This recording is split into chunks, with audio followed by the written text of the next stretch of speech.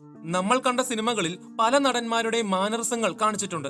തൃശൂരും സുരേഷ് ഗോപിയും അർജുൻ റെഡ്ഡിയും എല്ലാം ഇതിന്റെ ഉദാഹരണങ്ങളായിരുന്നു. എന്നാൽ നമ്മുടെ ഇടയിൽ ജീവിച്ചിരുന്ന യഥാർത്ഥ വ്യക്തികളുടെ റെഫറൻസ് വളരെ മനോഹരമായി സിനിമയിൽ കാണിച്ചിട്ടുണ്ട്. അത്തരത്തിൽ നമ്മുടെ ഇടയിൽ ജീവിച്ചിരുന്ന പല വ്യക്തികളുടെയും റെഫറൻസ് വളരെ ബ്രില്യൻ്റായി കാണിച്ച സിനിമകളെ കുറിച്ചാണ് പറയാൻ പോകുന്നത്.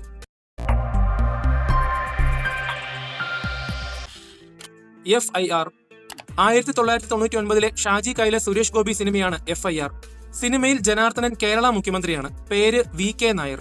ഇത് മുൻ മുഖ്യമന്ത്രിയായിരുന്ന സാക്ഷാൽ EK നായനാരുടെ റെഫറൻസ് ആണ്. ജനാർദ്ദനന്റെ കണ്ണൂർ സംസാര ശൈലിയും വസ്ത്രധാരണ രീതിയും കണ്ണടയുമെല്ലാം EK നായനാരുടെ റെഫറൻസ് ആയിരുന്നു. സംഭവം അതല്ല പറയാൻ വന്നത്. സിനിമയിൽ KPAC അസീസ് അവതരിപ്പിച്ച ജോൺ വർഗീസ് എന്നൊരു പോലീസുകാരനുണ്ട്. ഒരവസരത്തിൽ മുഖ്യമന്ത്രിയായ ജനാർദ്ദനൻ KPAC അസീസിന്റെ കഥാപാത്രത്തെക്കുറിച്ച് ഒരു ഡയലോഗ് പറയുന്നുണ്ട്. ക്രിസ്തുമസിന് പോലും പള്ളി പോകാത്ത തെണ്ടി മലയാള മാസം 1-ാം തീയതി ആകുമ്പോൾ ഗുരുവായൂർ കിടന്ന് തിരിഞ്ഞു കിടക്കുന്നത് കാണാം. ഇവിടെ അദ്ദേഹം KPAC അസീസിന്റെ കഥാപാത്രം എല്ലാ മലയാള മാസം 1-ാം തീയതി ഗുരുവായൂർ അമ്പലത്തിൽ പോകുന്നുണ്ടെന്ന് പറയുന്നുണ്ട്. ഇത് വെറുമൊരു ഡയലോഗല്ല, പകരം യഥാർത്ഥ ഒരു സംഭവത്തെ ആസ്പദമാക്കി പറഞ്ഞ ഒന്നാണ്. മുൻ മുഖ്യമന്ത്രിയായിരുന്ന K കരുണാകരൻ എല്ലാ മലയാള മാസം 1-ാം തീയതി മുടങ്ങാതെ ഗുരുവായൂർ അമ്പലത്തിൽ പോകുമായിരുന്നു. ഇതെല്ലാവർക്കും അറിയാവുന്ന ഒരു കാര്യമാണ്. കരുണാകരന്റെ ഈ ഒരു ശീലമാണ് എഴുത്തുകാരനായ ഡെന്നിസ് ജോസഫ് FIR എന്ന സിനിമയിൽ ആ ഒരു ഭാഗത്ത് ഉപയോഗിച്ചിട്ടുള്ളത്. എന്നാൽ ഇതൊരു വ്യക്തിയെ കളിയാക്കുന്നതല്ല, പകരം കരുണാകരന്റെ ആ ഒരു വെറൈറ്റി ശീലം മാത്രം എടുത്ത് തിരക്കഥയിൽ ഉൾപ്പെടുത്തി എന്നേ ഉള്ളൂ.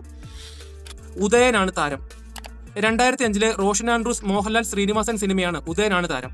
മലയാള സിനിമയിലെ ഒട്ടുമിക്ക എല്ലാ ആളുകളെയും അവരുടെ പ്രവർത്തനങ്ങളെയും ഈ സിനിമയിൽ ശ്രീനിവാസൻ കളിയാക്കിയിട്ടുണ്ട്. അതിൽ അധികമാരും അങ്ങനെ ശ്രദ്ധിക്കാതെ വിട്ടുപോയ ഒരു സംഭവമാണ് ശ്രീനിവാസന്റെ വിദേശ കച്ചവടം. സിനിമയിലെ ഒരു ഭാഗത്തായി ശ്രീനിവാസന്റെ സൂപ്പർ സ്റ്റാർ സരോജ് കുമാർ പൊറോട്ടയും പപ്പടവും ഗൾഫ് രാജ്യങ്ങളിലേക്ക് കയറ്റി അയക്കുന്നതിനെ കുറിച്ച് പറയുന്നുണ്ട്. അന്ന് നമ്മൾ പൊറോട്ടയും പപ്പടവും ഗൾഫിലേക്ക് എക്സ്പോർട്ട് ചെയ്തിരിക്കും. എന്നാൽ നിങ്ങൾക്കറിയാമോ, ഇത് വാസ്തവത്തിൽ മോഹൻലാലിനെ കളിയാക്കിക്കൊണ്ടാണ് അദ്ദേഹം എഴുതിയിട്ടുള്ളത്. കാരണം 2004 super star Mohanlal taste buds എന്നൊരു കറി പൗഡർ ബ്രാൻഡ് തുടങ്ങിയിരുന്നു. മിഡിൽ ഈസ്റ്റിലെ ഏറ്റവും വലിയ രണ്ടാമത്തെ കറി മസാല ബ്രാൻഡ് ആയിരുന്നു മോഹൻലാൽ ടേസ്റ്റ് ബഡ്സ്. 300ഓളം വ്യത്യസ്ത പ്രോഡക്റ്റുകൾ ഈ ബ്രാൻഡിന്റെ കീഴിലുണ്ടായിരുന്നു. പിന്നീട് 2007 ഈ ബ്രാൻഡ് ഈസ്റ്റേൺ കറി പൗഡറിന് വിറ്റു. അങ്ങനെ 2004 തുടങ്ങിയ മോഹൻലാൽ ടേസ്റ്റ് ബഡ്സ് എന്ന ഈ ഒരു ബ്രാൻഡിനെയാണ് 2005 പുറത്തിറങ്ങിയ ഉദയനാണ് താരത്തിലെ ആ ഒരു സീനിലൂടെ ശ്രീനിവാസൻ കളിയാക്കിയത്. പക്ഷേ ഇതിൽ ഏറ്റവും വലിയൊരു പ്രത്യേകത എന്താണെന്ന് വെച്ചാൽ, ഇത്രയൊക്കെ കളിയാക്കലുകൾ ഉണ്ടായിട്ടും ആ സിനിമയിൽ തന്നെ നായകനായി മോഹൻലാൽ അഭിനയിച്ചു എന്നുള്ളതാണ്. അതിനൊരു അവാർഡ് കൊടുത്തേ പറ്റൂ. Officer on duty 2025 Kunchacko Boban സിനിമയാണ് ഓഫീസർ ഓൺ ഡ്യൂട്ടി. സിനിമയിലെ വിശാഖ് നായർ അവതരിപ്പിച്ച ക്രിസ്റ്റി സേവിയോ എന്ന കൊടൂര വില്ലനെ ആരും മറക്കാനിടയില്ല. അത്രയ്ക്കും മാരക പെർഫോമൻസ് ആയിരുന്നു ആള് സിനിമയിൽ ചെയ്തു വെച്ചത്. ആളെ സ്ക്രീനിൽ കാണുമ്പോൾ തന്നെ ചെറിയൊരു പേടി തോന്നിക്കും. പ്രത്യേകിച്ചും ആളുടെ വസ്ത്രധാരണം, ഹെയർ സ്റ്റൈല്, മുഖത്തെ പ്രത്യേക ആക്ഷൻ എല്ലാം. കഥ നടക്കുന്നത് ബാംഗ്ലൂർ ആയതുകൊണ്ടും ബാംഗ്ലൂരിലെ ഡ്രഗിനെ കുറിച്ച് പറയുന്നത് കൊണ്ടും വിശാഖ് നായരുടെ ഈ ഒരു കഥാപാത്രത്തെ കണ്ടപ്പോൾ പെട്ടെന്ന് മിക്ക ആളുകളുടെ മനസ്സിലേക്കും ഓടി വന്നത് ജോണി വാക്കറിലെ സാമി എന്ന കഥാപാത്രത്തെയാണ്. ഒന്ന് പെട്ടെന്ന് നോക്കിയാൽ വിശാഖിന്റെ ആ ഒരു കഥാപാത്രം സാമിയുടെ കഥാപാത്രത്തിൽ നിന്നും റെഫറൻസ് ആയി എടുത്തിട്ടുള്ളതാണെന്ന് തോന്നിപ്പോകും. കാരണം ഹെയർ സ്റ്റൈലും ഡ്രസ്സിങ്ങും ആറ്റിറ്റ്യൂഡുമെല്ലാം രണ്ട് കഥാപാത്രങ്ങൾക്കും ഓൾമോസ്റ്റ് സിമിലർ ആണ്. വാസ്തവത്തിൽ ഈ സിനിമയിലെ വിശാഖ് നായരുടെ കഥാപാത്രത്തിന്റെ റെഫറൻസ് ആയി എടുത്തിരിക്കുന്നത് ഇന്ത്യൻ സിനിമാറ്റോഗ്രാഫറായ ജയ് ഓസയാണ്. ജയ് ഓസയുടെ ഹെയർ സ്റ്റൈലും ഡ്രസ്സിങ്ങും മറ്റും കൃത്യമായി എടുത്തിട്ടാണ് വിശാഖ് നായരുടെ കഥാപാത്രത്തെ ഓഫീസർ ഓൺ ഡ്യൂട്ടിയിൽ ഉണ്ടാക്കിയെടുത്തത്. ജയ് ഓസ ഇന്ത്യയിലെയും അമേരിക്കയിലെയും സിനിമകൾക്കും TV സീരീസിനും ക്യാമറ ചലിപ്പിച്ച വ്യക്തിയാണ്. ഗള്ളി ബോയ്, ജോധ അക്ബർ, സൈക്കോ രാമൻ എന്നിവയെല്ലാം അദ്ദേഹം ക്യാമറയിൽ പകർത്തിയ സിനിമകളാണ്. ഈ ഒരു കാര്യം നിങ്ങൾക്ക് എത്ര പേർക്ക് അറിയാമായിരുന്നു? അറിയാമായിരുന്നെങ്കിൽ കമന്റ് ബോക്സിൽ ഒന്ന് രേഖപ്പെടുത്തുക. മാട്രാൻ 2012 KV ആനന്ദ് സൂര്യ സിനിമയാണ് മാട്രാൻ. സിനിമയുടെ ക്ലൈമാക്സ് ഭാഗത്തായി നായകന്റെ അച്ഛൻ ഗുജറാത്തിലെ മുഖ്യമന്ത്രിയുടെ പരിപാടിയിൽ പങ്കെടുക്കാൻ പോയതിനെ കുറിച്ച് പറയുന്നുണ്ട്. എന്നാൽ ആ ഒരു സീനിൽ മുഖ്യമന്ത്രിയുടെ പേരെഴുതിയിരിക്കുന്നത് സുരേന്ദർ ലോഡി എന്നാണ്. ഇത് 2012 ഗുജറാത്ത് മുഖ്യമന്ത്രിയായിരുന്ന നരേന്ദ്രമോദിയുടെ ഒരു റെഫറൻസ് ആണ്. അതുമാത്രമല്ല, ആ സമയത്ത് സുരേന്ദർ ലോഡിയായി അഭിനയിച്ചിരിക്കുന്ന ആ ഒരു വ്യക്തിയുടെ കോസ്റ്റ്യൂമും സംസാര രീതിയും എല്ലാം കറക്റ്റ് നരേന്ദ്രമോദിയുടെ മാനറിസങ്ങളായിരുന്നു. എന്താല്ലേ? പഞ്ചായത്ത് ജെട്ടി 2013 വല്ലാത്ത പഹയൻ എന്ന സിനിമയ്ക്ക് ശേഷം മറിമായൻ ടീം സംവിധാനം ചെയ്ത സിനിമയാണ് പഞ്ചായത്ത് ജെട്ടി. ഒരു ആക്ഷേപഹാസ്യ സിനിമയായതുകൊണ്ട് തന്നെ സിനിമയിലെ പല രംഗങ്ങളും യഥാർത്ഥ ജീവിതവുമായി ബന്ധമുള്ളതായിരുന്നു. അങ്ങനെ യഥാർത്ഥ ജീവിതത്തിലും സിനിമയിലും ഒരുപോലെ കാണിച്ച ഒരു സീനായിരുന്നു സനൂജ് അവതരിപ്പിച്ച പഞ്ചായത്ത് മെമ്പർ എന്ന കഥാപാത്രത്തിന്റെ കട ഉദ്ഘാടനം. കഴിഞ്ഞ കുറച്ചു വർഷങ്ങളിലായി ഇനാഗുറേഷൻ സ്റ്റാർ എന്ന പട്ടം കിട്ടിയ സാക്ഷാൽ ഹണി റോസ് സമീപകാലത്ത് നടത്തിയ ഒരു മൊബൈൽ ഷോപ്പ് ഉദ്ഘാടനത്തിന്റെ അതേ രംഗങ്ങൾ തന്നെയാണ് പഞ്ചായത്ത് ജെട്ടി എന്ന സിനിമയുടെ ഈ ഒരു ഭാഗത്തായി അവർ ഉപയോഗിച്ചത്. പ്രിയപ്പെട്ട നാട്ടുകാരെ, നമ്മുടെ നാട്ടിൽ ഇതേപോലൊരു മൊബൈൽ ഷോപ്പ് ഇത് ആദ്യമായിട്ടാണ്. എന്താലേ? ആലപ്പുഴ ജിംഖാന 2025 ഖാലിദ് റഹ്മാൻ സിനിമയാണ് ആലപ്പുഴ ജിംഖാന. ഈ സിനിമ നിങ്ങൾ കണ്ടിട്ടുണ്ടെങ്കിലും ഇല്ലെങ്കിലും ഈ സിനിമയിലെ പഞ്ചാര പഞ്ച് എന്ന പാട്ട് നിങ്ങൾ കണ്ടിട്ടുണ്ടായിരിക്കും. ഇനി അതുമല്ലെങ്കിൽ ഈ സിനിമയിലെ അനഘ രവിയുടെ നടാഷ എന്ന ബോക്സറുടെ റീലുകൾ സോഷ്യൽ മീഡിയയിൽ നിങ്ങൾ കണ്ടിട്ടുള്ളവരായിരിക്കും. സിനിമയിലെ നടാഷ എന്ന ബോക്സർ ശ്രദ്ധിക്കപ്പെടാനുള്ള കാരണം അവരുടെ ഒരു പ്രത്യേക ചിരിയും ഹെയർ സ്റ്റൈലും സ്റ്റൈലിഷ് മൂവ്മെന്റും പഞ്ചുമെല്ലാം മറ്റുള്ളവരിൽ നിന്നും വ്യത്യസ്തമായതുകൊണ്ടാണ്. എന്നാൽ ഈ ഒരു കഥാപാത്രത്തെ സംവിധായകൻ രൂപപ്പെടുത്തിയെടുത്തത് സെർബിയൻ ബോക്സറായ ആന്റേല ഇലക്സിൽ നിന്നുമാണ്. ആന്റേല ഈലിക്സ് പങ്കെടുത്ത ഒരു ബോക്സിംഗ് മാച്ചിലെ അവരുടെ ഹെയർ സ്റ്റൈലും മൂവ്മെന്റും ചിരിയും ഇനി അവർക്കെതിരെ മത്സരിക്കുന്ന എതിരാളിയുടെ കോസ്റ്റ്യൂമും ഉൾപ്പെടെ എല്ലാം അതുപോലെ തന്നെ ആലപ്പുഴ ജിംഖാനിൽ സംവിധായകൻ ഉപയോഗിച്ചിരുന്നു.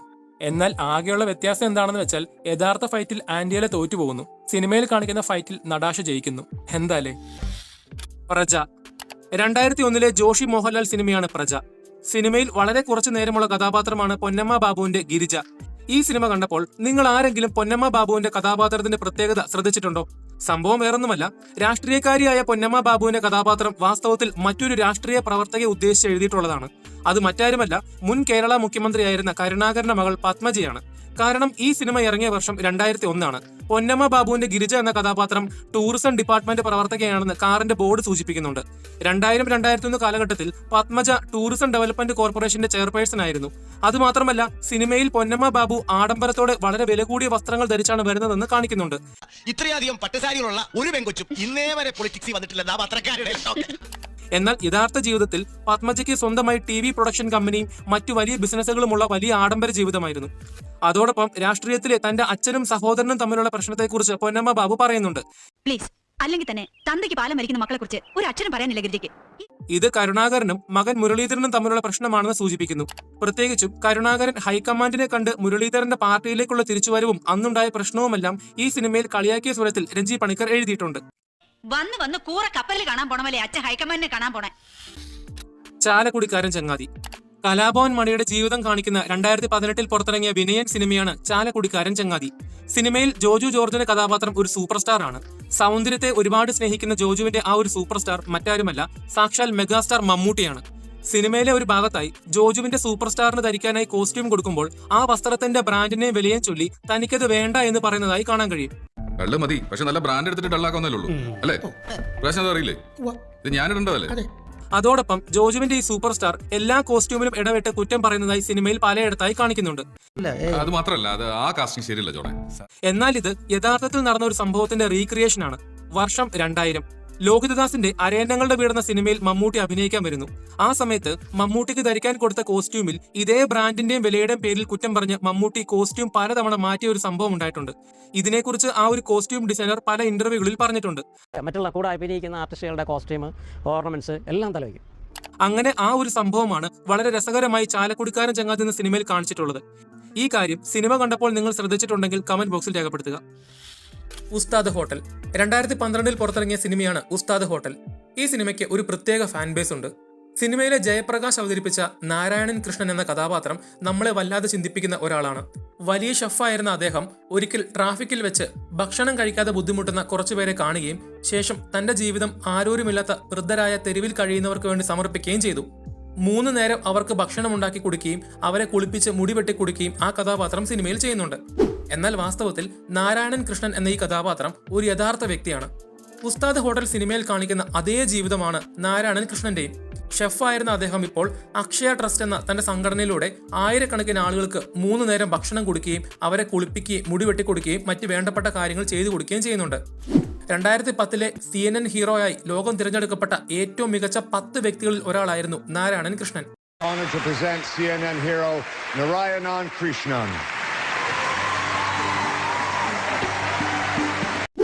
ദുൽഖറിന്റെ കഥാപാത്രം താൻ ഒരുപാട് ആഗ്രഹിച്ചിരുന്ന സ്വിറ്റ്സർലൻഡിൽ ഷെഫായി പോകാൻ തുടങ്ങുമ്പോഴാണ് തന്റെ ജീവിതം മാറിമറിയുന്നത്. നാരായണൻ കൃഷ്ണൻ ബോംബെ താജ് ഹോട്ടലിൽ വർക്ക് ചെയ്തതിനു ശേഷം തന്റെ ഇഷ്ടസ്ഥലമായ സ്വിറ്റ്സർലൻഡിൽ ഷെഫായി പോകാൻ തുടങ്ങുമ്പോഴാണ് തന്റെ ജീവിതവും മാറിമറിയുന്നത്. അങ്ങനെ നാരായണൻ കൃഷ്ണന്റെ ജീവിതം 2 കഥാപാത്രങ്ങളിലൂടെ ഉസ്താദ് ഹോട്ടൽ എന്ന സിനിമയിൽ കാണിക്കുന്നുണ്ട്. സിനിമ കണ്ടപ്പോൾ നമുക്ക് പെട്ടെന്ന് മനസ്സിലായില്ലെങ്കിലും പിന്നീട് നാം മനസ്സിലാക്കിയ മറ്റൊരു സത്യമായിരുന്നു ഇത്. ഓഗസ്റ്റ് 15. 1988 ഓഗസ്റ്റ് 1 മമ്മൂട്ടിയുടെ കഥാപാത്രത്തിന്റെ സ്പിൻ ഓഫ് ആണ് 2011 ഷാജി കൈലാസ് സിനിമയായ ഓഗസ്റ്റ് 15. സിനിമയിൽ മുഖ്യമന്ത്രിയായ നെടുമുടി വേണുവിന്റെ ജീവന് പ്രൊട്ടക്ഷൻ കൊടുക്കുകയാണ് മമ്മൂട്ടി. മുഖ്യമന്ത്രിയായ നെടുമുടി വേണുവിന്റെ പേര് VG സദാനന്ദൻ എന്നാണ്. ഇത് ആരെയാ ഉദ്ദേശിച്ചതെന്ന് പ്രത്യേകിച്ച് പറയേണ്ട ആവശ്യമില്ലല്ലോ. VG സദാനന്ദൻ സാക്ഷാൽ VS അച്യുതാനന്ദൻ തന്നെയാണ്. അതുമാത്രമല്ല നെടുമുടി വേണുവിന്റെ വസ്ത്രധാരണം, ബോഡി ലാംഗ്വേജ് ഒക്കെ ശ്രദ്ധിച്ചാൽ കറക്റ്റ് VS തന്നെയാണ്. VS രാവിലെ നടക്കാൻ കള്ളിമുണ്ട് എടുത്ത് പോകുന്നതെല്ലാം കൃത്യമായി സിനിമയിൽ നെടുമുടി വേണു അനുകരിക്കുന്നുണ്ട്. അതോടൊപ്പം സിനിമയിലെ മറ്റൊരു കഥാപാത്രമാണ് സായികുമാറിന്റെ സുഭാഷ് എന്ന പാർട്ടി സെക്രട്ടറി. അദ്ദേഹത്തിന്റെ സംസാര ശൈലിയും തല കുനിച്ചിട്ടുള്ള നടത്തവുമെല്ലാം അന്നത്തെ പാർട്ടി സെക്രട്ടറി ആയിരുന്ന പിണറായി വിജയനെ ഓർമ്മിപ്പിക്കും വിധമാണ്. ആ സമയത്ത് VSഉം പിണറായിയും തമ്മിലുള്ള ചെറിയ അഭിപ്രായ വ്യത്യാസങ്ങളും മറ്റു പ്രശ്നങ്ങളുമെല്ലാം സിനിമയിൽ പറയാതെ പറഞ്ഞു പോകുന്നുണ്ട്. വർഷങ്ങൾക്ക് ശേഷം ഈ വർഷം ഏറ്റവും കൂടുതൽ ട്രോളുകൾ വാരിക്കൂട്ടിയ സിനിമയാണ് വർഷങ്ങൾക്ക് ശേഷം.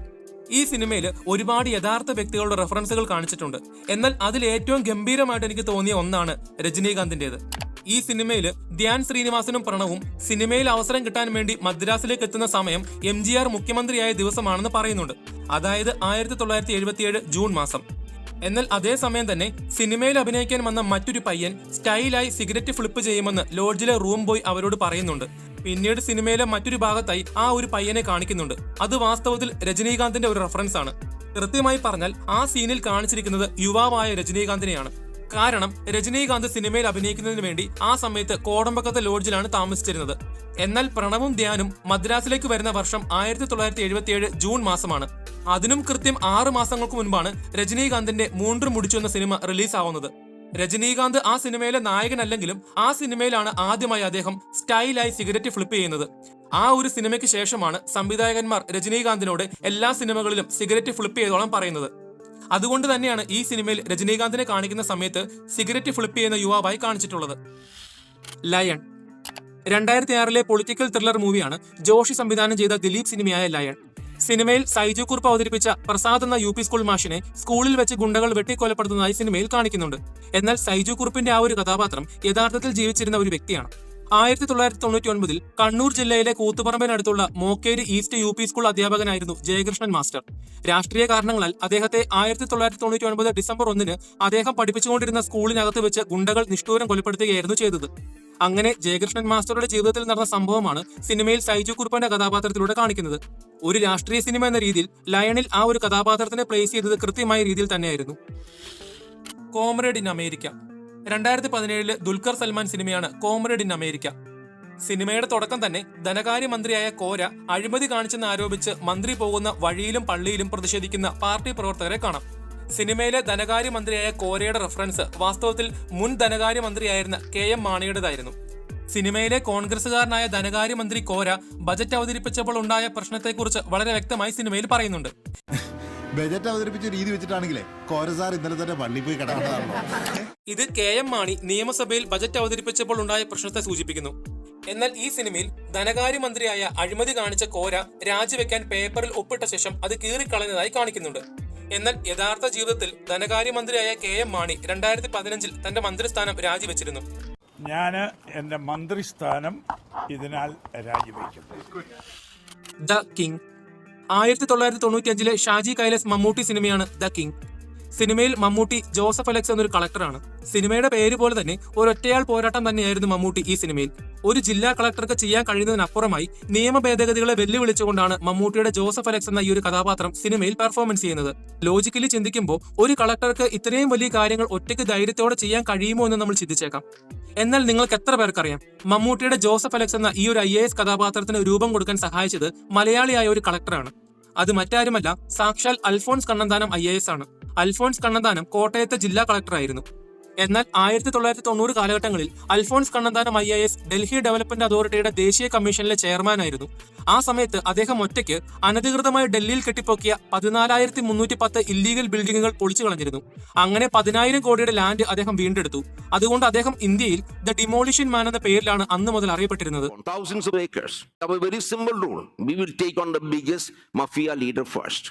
പക്ഷേ ഇതെല്ലാം ചെയ്യുമ്പോഴും അദ്ദേഹത്തിന് അധികാരികളുടെയും അല്ലാത്തവരുടെയും ഒരുപാട് ഭീഷണി ഉണ്ടായിരുന്നു. വെറുതെ കളക്ടറായി ഓഫീസിലിരിക്കുന്നതിന് പകരം പുറത്തേക്ക് ഇറങ്ങി കളിച്ച വ്യക്തിയാണ് അൽഫോൺസ് കണ്ണന്താനം. 90കളിൽ അൽഫോൺസ് കണ്ണന്താനം എന്ന കളക്ടർ ചെയ്ത ഈ ഒരു ധീര പ്രവൃത്തി കണ്ട് ഇഷ്ടപ്പെട്ടിട്ടാണ് ഷാജി കൈലാസും രഞ്ജി പണിക്കരും മമ്മൂട്ടിയെ ഒരു കളക്ടറാക്കി ഈ ഒരു രീതിയിൽ സിനിമയിൽ പ്രതിഷ്ഠിക്കാമെന്ന് തീരുമാനിക്കുന്നത്. അങ്ങനെ ദ കിങ് എന്ന സിനിമയുണ്ടായി. പിന്നെ അൽഫോൺസ് കണ്ണന്താനം അവിടെ സൂപ്പറായിട്ട് അയാൾ ഇറങ്ങി കളിച്ചത് ആർട്ടിക്കിൾസ് വന്നിട്ടുണ്ട്. ഇത്രയും നാളും നമ്മൾ കണ്ട മമ്മൂട്ടിയുടെ ജോസഫ് അലക്സ് IAS എന്ന കഥാപാത്രത്തിന് പിന്നിൽ അൽഫോൺസ് കണ്ണന്താനമായിരുന്നു എന്നുള്ളത് നിങ്ങൾക്ക് അറിയാമായിരുന്നെങ്കിൽ കമന്റ് ബോക്സിൽ രേഖപ്പെടുത്തുക. വീഡിയോ നിങ്ങൾക്ക് ഇഷ്ടപ്പെട്ടെങ്കിൽ ചാനൽ സബ്സ്ക്രൈബ് ചെയ്യുന്ന കാര്യം ഒന്ന് പരിഗണിക്കുക. അതോടൊപ്പം നിങ്ങളുടെ അഭിപ്രായങ്ങൾ കമന്റ് ബോക്സിൽ രേഖപ്പെടുത്തുക. അപ്പോൾ അടുത്തൊരു വീഡിയോയുമായി വരുന്നത് വരെ ബൈ.